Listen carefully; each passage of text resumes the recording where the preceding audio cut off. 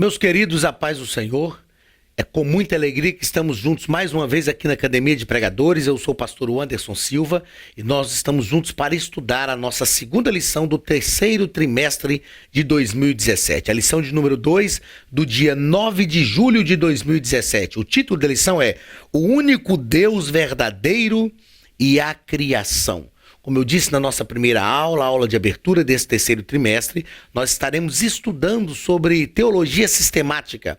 E nessa segunda lição, nós estudamos bibliologia na lição passada. Semana passada estudamos sobre bibliologia. E nesta segunda lição iremos estudar sobre teontologia, ou a doutrina do ser de Deus. Seja muito bem-vindo à nossa segunda aula. E que Deus possa falar ao seu coração e transformar as suas convicções, tá ok? O texto áureo da nossa lição está em Marcos, Evangelho escrito por Marcos, capítulo 12 e o versículo 29, que nos diz o seguinte: E Jesus respondeu-lhe: O primeiro de todos os mandamentos é: Ouve, Israel, o Senhor nosso Deus é o único Senhor. O Senhor nosso Deus é o único Senhor. Nós vamos ver que isso é o que nós chamamos de Shema de Israel. Verdade prática. Cremos em um só Deus, o Pai Todo-Poderoso, Criador do céu e da terra, de todas as coisas visíveis e invisíveis. O objetivo geral da nossa lição é mostrar que cremos em um só Deus, o Pai Todo-Poderoso, Criador do céu e da terra. Os objetivos específicos são 3, cada um ligado a um ponto da lição.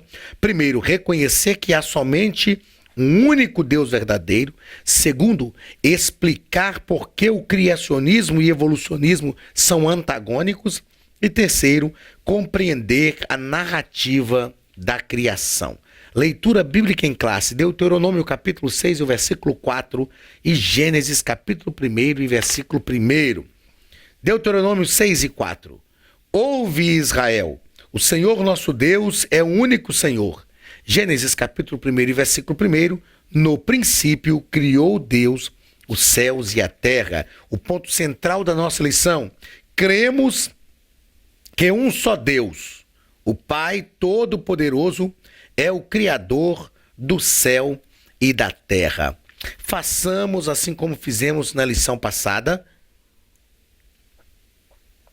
Façamos algumas considerações que são importantes antes de adentrarmos na introdução da nossa lição. A primeira consideração que é importante nós fazermos em relação à teontologia, ao estudo do ser de Deus, ou como alguns chamam de teologia própria, né? Aliás, permita-me fazer aqui abrir um parênteses, porque é muito comum a gente ouvir falar teologia ou teologia própria, que é o estudo de Deus. E vocês já me ouviram afirmar aqui 2 ou 3 vezes o termo teontologia. Eu gosto desse termo. Por quê? Porque vem de 3 vertentes. Ontos, que é o estudo da origem do ser, mais theos, que é o estudo de Deus, mais logia, que é estudo ou tratado, né, do grego. Então, ontos, que é o estudo da origem, mas theos, que é Deus, mas logia, que é estudo ou tratado. Então, teontologia quer dizer o estudo do ser de Deus, né, o estudo da origem disso. Cabe-nos uma pergunta: é possível estudar Deus? É possível estudar Deus humanamente falando? Algumas pessoas dizem, não é, mas é. Por que é possível? Porque Deus se revela aos humanos. É lógico que eu não estou afirmando com isso que nós conheceremos a Deus plenamente. Não é possível. Paulo entendeu isso, né? O maior teólogo da Bíblia foi Paulo, dos escritores. O maior teólogo foi Paulo. E ele diz, a profundidade da riqueza. Romanos capítulo 11, a partir do versículo 33 ali, né?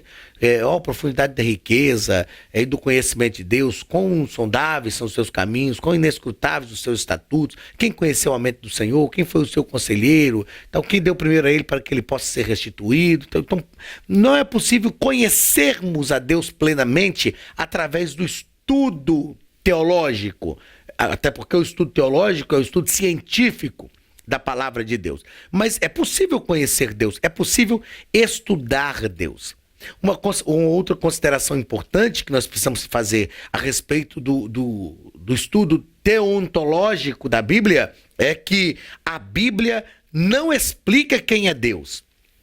O texto de Gênesis, ele já começa dizendo, no princípio criou Deus os céus e a terra. Então, essa expressão, no princípio criou Deus os céus e a terra, já parte de um pressuposto judaico que Deus é um ser superior que existe por si mesmo e pronto. Em lugar nenhum você vai encontrar a Bíblia tentando explicar quem é Deus. A Bíblia mostra quem é Deus através dos atos criadores de Deus. E nós vamos falar daqui a pouco por que disso. Porque a Bíblia apresenta Deus desta forma, através das suas obras, da sua criação. Mas a Bíblia não explica quem é Deus. Outra coisa importante a considerarmos é que, ao falar dessas obras, a Bíblia demonstra a grandeza de Deus a partir do que ele faz. Aí sim, por que a Bíblia apresenta Deus a partir daquilo que ele faz? Imagine o seguinte, quando você vê... Eu gosto muito de arquitetura, e às vezes eu observo assim, arquiteturas magníficas. Então, quando você vê algumas coisas assim magníficas, esplendorosas, e você sabe quem foi que criou aquilo, que fez aquilo, automaticamente essas obras criadas nos reporta para o seu Criador como alguém de grande capacidade. Não é? A gente olha e diz, puxa vida, essa pessoa que criou isso é realmente magnífica, inteligente, poderosa. Quando a Bíblia apresenta os atos criadores de Deus para falar desse próprio Deus que criou, é isto que a Bíblia está querendo nos mostrar. A grandeza desse Deus, o poder deste Deus. Então, repito, a Bíblia não explica quem é Deus, mas a Bíblia apresenta os atos criadores de Deus para que nós o conheçamos. E este é um princípio da revelação de Deus, que nós chamamos que está incluído no que nós chamamos de revelação geral. Deus se revela através das suas obras. A revelação especial é através da pessoa, da palavra de Deus, através da sua palavra, através da pessoa de Cristo. Isso é a revelação especial, mas a revelação geral é através da consciência humana, através da natureza, das obras criadas. Então Deus está se revelando.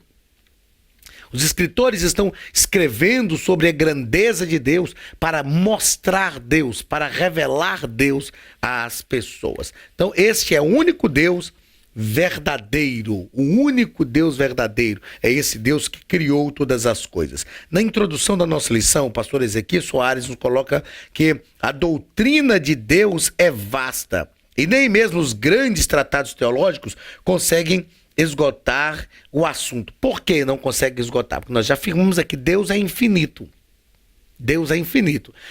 Na lição passada, quando falávamos sobre revelação, nós afirmamos que Deus se revelará pela eternidade, através da eternidade. Então, o nosso objetivo ao estudar teontologia, ao estudar o ser de Deus, não é esgotar o conhecimento de Deus, mas é ampliar este conhecimento. É nos mostrar verdades a respeito de Deus que nós ainda não conhecemos. Nós vamos tratar também na nossa lição sobre o criacionismo e o evolucionismo, que nós já tratamos em lições anteriores, mas vale a pena nós trazermos isso à nossa memória novamente. O primeiro ponto da lição: o único Deus verdadeiro, o Shema de Israel, é o imperativo de um verbo hebraico que significa ouvir. Então, lá em Deuteronômio, 6:4, quando Moisés escreve, o próprio Deus dizendo, ouve, pois, ó Israel. Então, vem esse Shema de Israel, que é esse verbo hebraico que é traduzido por ouvir, obedecer. Ouve, pois, ó Israel, o Senhor nosso Deus é o único Senhor. O Senhor é um só, o único Senhor. que tem poder sobre os céus e a terra, que é criador de todas as coisas. Né? O escritor, quando está nos falando dessa criação, aquele que cria é o dono, aquele que cria tem autoridade, aquele que cria tem o direito. Então é isso que ele quer nos mostrar, que Deus tem o poder, o direito, tem a autoridade, tem o domínio sobre tudo. Dessa forma, nós temos então no segundo parágrafo o monoteísmo. A crença em um só Deus. Existem outras religiões monoteístas, como o judaísmo, o cristianismo, o islamismo, mas essas religiões monoteístas, que não são religiões cristãs, são religiões falsas, não são religiões verdadeiras, porque há um só Deus e um só Senhor, aquele que é o Criador do universo, que domina sobre todas as coisas. Então, os teólogos muçulmanos, por exemplo, eles se esforçam para fazer o povo crer que Alá é uma forma alternativa do nome Javé ou Yahweh, que é o pentagrama, né, hebraico do nome de Deus. Então, eles se esforçam para mostrar que Alá é uma alternativa do nome do Deus Israel. Mas evidências históricas e arqueológicas mostram que Alá não veio dos judeus nem dos cristãos. O único Deus verdadeiro é verdadeiramente, para ser bem redundante, né? O único Deus verdadeiro é verdadeiramente o Deus descrito pela Bíblia Sagrada, pela palavra de Deus, que cria todas as coisas pelo seu poder, pela sua autoridade. Né? Quando nós estudamos, por exemplo, panorama do Antigo Testamento, a gente aprende sobre a visão de Deus em cada um dos livros do Antigo Testamento. E eu gosto de pensar sobre a visão de Deus que o Pentateuco nos dá, que é a Torá, que é a lei de Deus. Por exemplo, no livro de Gênesis, Deus é soberano. Deus está criando todas as coisas pelo seu poder, sem pedir opinião a ninguém, pela sua soberania. O escritor começa a Bereshit bara Elohim, no princípio criou Deus, pronto, ele criou, ele fez, conforme a sua vontade, ele é soberano. No livro de Êxodo, Deus é poderoso, invencível. Ele vai no Egito, tira o povo de lá com mão forte, conduz o povo pelo deserto, ele é poderoso. No livro de Levítico, Deus é santo, porque ele dá ordens de santidade para o seu povo. No livro de Números, Deus é severo e ele é benevolente. Ele é severo porque ele trata com o pecado de Israel caminhando no deserto, mas ele é benevolente porque ele produz crescimento. No livro de Números, Deus mata os adoradores do bezerro de ouro, mas ele é benevolente porque mesmo sendo severo, o povo de Israel está crescendo. No livro de Deuteronômio, Deus é fiel porque o povo já está prestes a entrar na terra prometida. Então, o Antigo Testamento nos mostra essa visão do Deus verdadeiro. Ele é soberano em Gênesis, ele é poderoso em Êxodo, ele é santo em Levítico, ele é severo e benevolente em Números, mas ele é fiel em Deuteronômio. Esse é o único Deus verdadeiro, o único Senhor. Terceiro parágrafo do primeiro ponto, o monoteísmo judaico-cristão. O Deus de Israel é o mesmo Deus do cristianismo. Por isso que a gente diz judaico-cristão, porque o cristianismo está fundamentado nas mesmas doutrinas do judaísmo. É lógico que quando vamos estudar o judaísmo, nós vamos perceber que aquele judaísmo que foi criado pelo próprio Deus, né, a partir lá das suas leis, através de Moisés, ele sofreu transformações ao longo do tempo. E o cristianismo, ele vem de Cristo, por isso o nome cristianismo, não é verdade? E o Cristo do cristianismo, ele cumpriu tudo aquilo que era estabelecido no judaísmo. Então, por isso nós falamos que é um cristianismo judaico, o monoteísmo judaico-cristão. O Deus de Israel é o mesmo Deus do cristianismo e é também o nosso Deus, né? A crença em um só Deus e o Deus verdadeiro, que é o Deus do cristianismo. Segundo ponto, criação e evolução. Então, o modelo criacionista, nós sabemos que o criacionismo, ele perdeu, aliás, o evolucionismo perdeu forças ao longo dos anos, ao longo do tempo. Há 20 pouco, 25 anos atrás, as doutrinas criacionistas eram muito mais ensinadas nas escolas de ensino secular do que são hoje. Por quê? Porque, na verdade, ou do que é hoje, né, essa doutrina evolucionista, porque, na verdade, o evolucionismo foi perdendo a sua força ao longo dos anos porque não se conseguiu provar nada. Por maiores que foram os esforços, não se conseguiu provar as teorias evolucionistas. Na verdade, eu afirmo que é preciso ter mais fé para crer no evolucionismo do que para crer no criacionismo. O criacionismo nos ensina que houve um Deus que criou todas as coisas, que mantém o controle disso. Isso é simples, é lógico. A própria ciência já demonstrou isso. Mesmo aqueles que não querem aceitar a verdade de que Deus criou todas as coisas, dizem, não, existe uma força superior no universo que é capaz de controlar tudo isso, de manter todas as coisas na sua ordem. Que força é essa? É o próprio Deus que cria todas as coisas. Então, o modelo criacionista. O criacionismo é a posição que propõe ser a origem do universo e da vida resultado de um ato criador intencional. E eu coloquei aqui, e com objetivo. Deus cria todas as coisas como um ato intencional. E ele tem objetivos ao criar. E nós vamos perceber ao longo aqui da nossa lição qual foi o objetivo ou principal objetivo de Deus ao criar, porque Deus não cria nada sem um objetivo. Então, as descobertas ao longo dos séculos confirmaram que causas inteligentes, empiricamente detectáveis, são necessárias para explicar estruturas biológicas ricas em informação e complexidade da natureza. Quando nós começamos a observar os próprios movimentos que a natureza faz, a maneira como Deus criou todas as coisas, a maneira como as coisas existem, a maneira como o mundo sobrevive, como a própria natureza trabalha para a sua própria sobrevivência, não há outro caminho a trilhar, se não acreditar que realmente houve uma ação de Deus em todas estas coisas para criar tudo isso. Então, existe também o que nós chamamos hoje de modelo científico do design inteligente, que propõe que este mundo foi criado, mas não tem como provar em laboratório. Então, o criacionismo, né, afirma que tem como provar, através de todas essas ações, atitudes da própria natureza, tem como provar o criacionismo diz não tem como provar a existência de Deus. Esse design, essa teoria do design inteligente pega carona aí com o criacionismo, mas diz, olha, não tem como provar.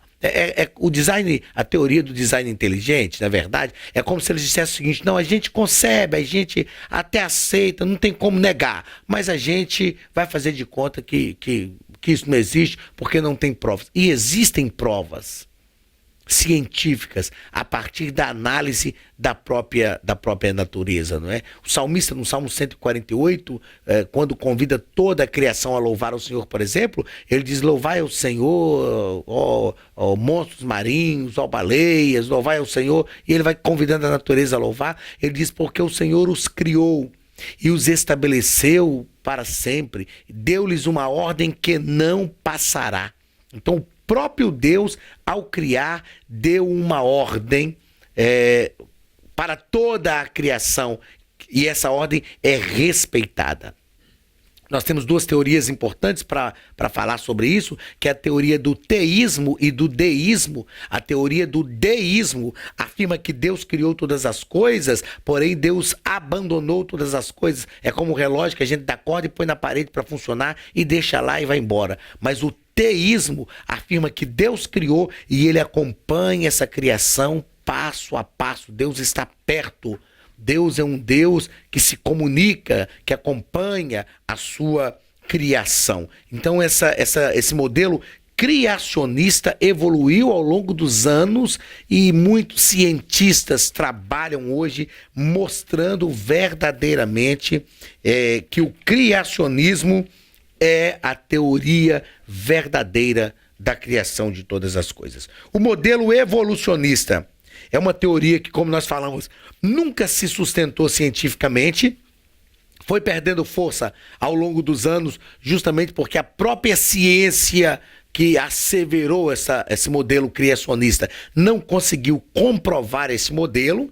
Então, meus queridos, o naturalismo, que é a hipótese mais aceita para explicar o evolucionismo, ensina que os organismos biológicos existentes evoluíram em um longo processo através das eras. E nós sabemos muito bem que tudo isso não passa de mera teoria que nunca pode ser confirmada. Então a verdade é que as doutrinas ou as teorias, porque são diversas teorias do evolucionismo, nunca conseguiu explicar cientificamente como esses organismos biológicos existentes foram evoluindo para que a coisa chegasse a ser como existe verdadeiramente hoje. São teorias que nunca se sustentaram, nunca se sustentarão, porque não tem sequer uma lógica. Como eu disse anteriormente, eu falo que é preciso ter mais fé para crer no evolucionismo do que no criacionismo. Tá, ok? Terceiro ponto da nossa lição vai falar exatamente sobre a criação. No primeiro ponto nós falamos sobre o único Deus verdadeiro. No segundo ponto nós falamos acabamos agora há pouco de falar sobre a criação e a evolução. E o terceiro ponto nós vamos falar sobre a criação. A criação do universo. É o primeiro parágrafo. Olha, Deus trouxe o universo à existência do nada e de maneira instantânea pela sua soberana e livre vontade. Quando nós estudamos o livro de Gênesis, capítulo 1, existem duas palavras, dois verbos para criar, que é o bara ou bará e assar.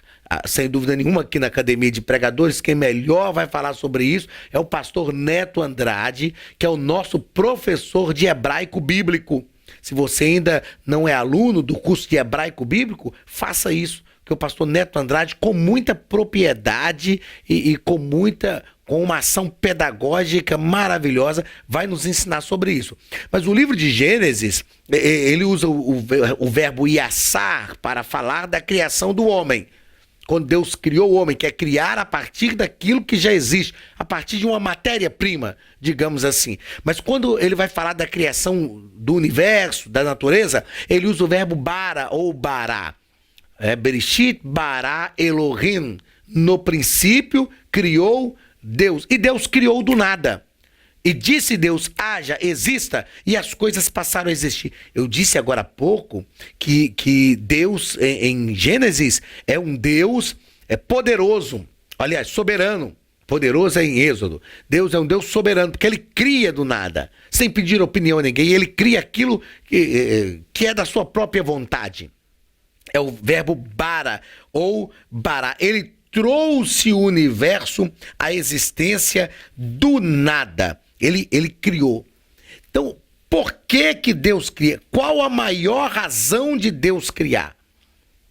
Nós falamos agora há pouco, afirmamos agora há pouco, que Deus ele faz uma criação organizada, né? A teoria do criacionismo nos mostra uma criação organizada e com objetivo, com um propósito. Qual o objetivo de Deus ao criar? Porque nós precisamos entender a criação como um projeto de Deus. E que projeto é este? Um projeto de relacionamento. Porque, na verdade, a primeira coisa que Deus cria, e nós chamamos de criar na sua mente, que é um projeto, foi o ser humano. Todas as coisas que Deus criou, a natureza, a atmosfera, a separação entre águas e terra seca, tudo que Deus fez foi pensando no ser humano, para que ele tivesse um ambiente favorável, agradável, é o que nós chamamos de habitat natural, um lugar que ele habitasse com tranquilidade e com segurança. Então, esse projeto de criação é um projeto de relacionamento. Deus criou o ser humano para o relacionamento. Então, qual a maior razão de Deus ao criar? Se relacionar. Aí vem uma pergunta: por que Deus tem que se relacionar? Se ele é Deus, se ele é autossuficiente em si mesmo, por que ele tem que se relacionar? Simples, simples. A Bíblia diz que Deus é amor. A Bíblia não diz que Deus contém amor. Ele é a própria essência do amor. A Bíblia afirma isso. Deus é amor. O amor exige relacionamento. Sendo Deus amor, ele se relaciona, ele se dá o relacionamento. Essa questão do relacionamento é extremamente profunda na Bíblia. Profunda. Jesus Cristo veio justamente para restaurar esse relacionamento. O relacionamento foi quebrado lá no Éden, quando Adão e Eva pecaram. E Deus agora tem todo um projeto, todo um plano para restaurar esse relacionamento. Jesus Cristo vem e restaura esse relacionamento. Em Cristo nós estamos de volta ao relacionamento com Deus. E essa questão do relacionamento, por causa do amor que Deus é, e o amor se dá ao relacionamento, né? Essa questão do relacionamento é tão importante que Jesus restaura este relacionamento e ele diz para os seus discípulos e para todos nós: eu vou para o Pai, mas não vos deixarei órfãos. Enviarei o Espírito Santo, o outro Consolador, que fique convosco e tal. Ok. A gente tem a ideia, então, que esse relacionamento continua. Nós vamos estudar a Trindade e vamos perceber que o Espírito Santo, o outro Consolador, outro da mesma essência, nós vamos perceber que esse relacionamento nosso com Deus, ele continua vivo enquanto estamos aqui na Terra, porque o Espírito Santo proporciona, produz este relacionamento. Mas Jesus disse assim: olha, eu vou para o Pai e voltarei. Eu voltarei. Ele diz: olha, quando eu for, eu vos prepararei um lugar e voltarei e vos levarei para mim mesmo, para que onde eu estiver, estejais vós também. O que é isso senão relacionamento? O desejo de Deus de se relacionar, de estar perto, de estar próximo do ser humano. Então, quando Deus cria todas as coisas, ele cria por um projeto de relacionamento. Ele está criando a natureza, criando todas as coisas que são descritas em Gênesis capítulo 1, a fim de criar o homem, que é a coroa da criação. Nós vamos estudar isso durante esse trimestre também. A coroa, a obra suprema da criação é o ser humano, a humanidade. E ele vai criar esta humanidade, que é a única criação que Deus deu à sua própria imagem, à sua própria semelhança, foi ao ser humano. E essa imagem e semelhança vai produzir uma condição do ser humano se relacionar com Deus. Então, tudo que Deus cria, toda essa obra, toda essa natureza criada, está dentro deste projeto de relacionamento. Aí o escritor de Gênesis vai nos fazer uma narrativa de cada coisa, uma narrativa organizada de tudo aquilo que Deus foi criando. Então, no primeiro dia ele trouxe a existência à luz, no segundo dia criou a expansão do firmamento, no terceiro dia disse: ajunta-se as águas debaixo dos céus, no terceiro dia ainda surgiram os continentes, no quarto dia criou as aves, os animais marinhos, e no quinto dia, aliás, no quarto dia criou o sol, a lua e as estrelas, né?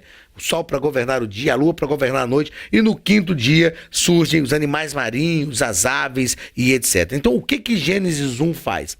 Uma narrativa organizada. Alguns estudiosos da Bíblia vão considerar que talvez Deus não tenha precisado de 6 dias para criar do jeito que está aí.